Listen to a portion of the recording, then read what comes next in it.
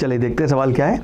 Question कहता है कि in Franck Hertz experiment the first dip in the current voltage graph for hydrogen is observed at आपका 10.2 volt. The wavelength of the light emitted by the hydrogen when excited to the first excitation level is, और आपको nanometre में इसकी integer value बतानी है कि आपकी lambda की वैल्यू क्या आएगी।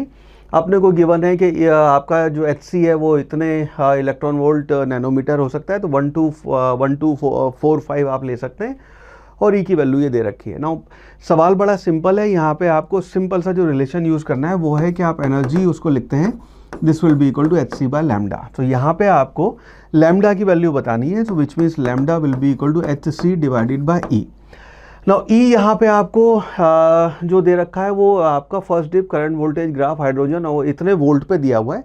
अब इतने वोल्ट जो है अगर आप E की वैल्यू निकालेंगे तो उसको हम लिखते हैं E will be equal to QV, और इलेक्ट्रॉन की यहाँ पे बात हो रही है तो यहाँ पे इसकी वैल्यू जो है वो आ जाएगी आपकी E will be equal to V अपने को दिया हुआ 10.2, ये आपका हो जाएगा 10.2 इलेक्ट्रॉन वोल्ट। तो यहाँ पे 10.2 की वैल्यू बस हमने यहाँ पे यूज़ करनी है, which means lambda will be equal to HC, ये आ जाएगा आपका 1245 डिवाइडेड बाय 10.2। बस इसको कैलकुलेट करने में मिस्टेक मत करना।